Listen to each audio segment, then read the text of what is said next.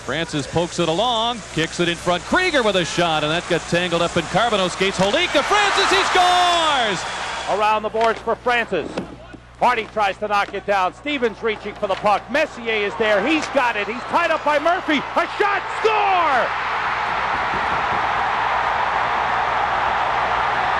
The Penguins win!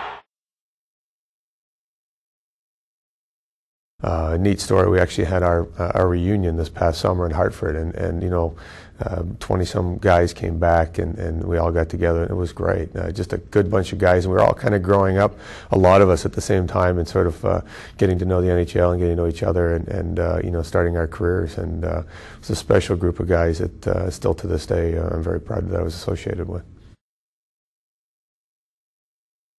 You know, I remember when I got in there, Bob Johnson called me into his office, and he said, you know, I just want to have a little conversation with you and explain something to you. He said, we have this kid here in our lineup, and he said, his name is Mario Lemieux.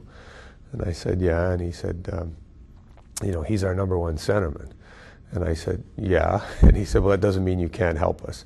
And I said, no, I'm fine with that. I mean, I'm here and I want to win. I want to be successful, and I understand he's our #1 guy, and you know, I'll do whatever I can to help, you know, fill in and make us successful. And you know, fortunately for me, being the second-line guy in Pittsburgh meant I got to play with Kevin Stevens on the left side and Joey Mullen on the right, which, you know, in a lot of teams is potentially a #1 line. So it was great for me to have that kind of depth in our lineup.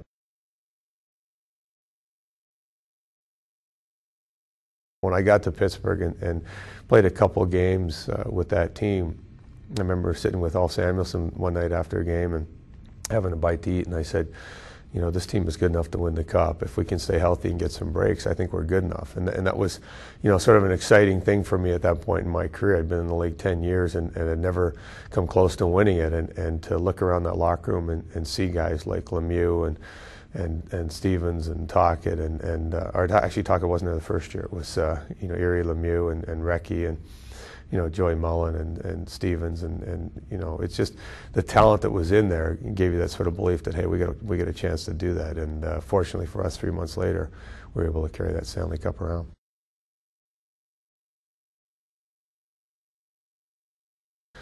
You know, when you retire and you start looking at the different milestones and the years and games played and the things that you sort of accomplished over your career, you know, I'd be lying if I said I expected that, you know, when I first started. You know, it's something I'm obviously really proud that I was able to accomplish. But, you know, again, it's not something that I did on my own. I think if you looked at me more so than a lot of players that have big numbers, I had to rely on my teammates for help in my success. And you know, I don't get all those assists if guys don't put the puck in the net for me. And you know, I'm pretty fortunate I got to play with a lot of great players over the course of my career. And at the end of it, you know, those numbers sort of add up together. But you know, I certainly wasn't expecting that when I started in the NHL.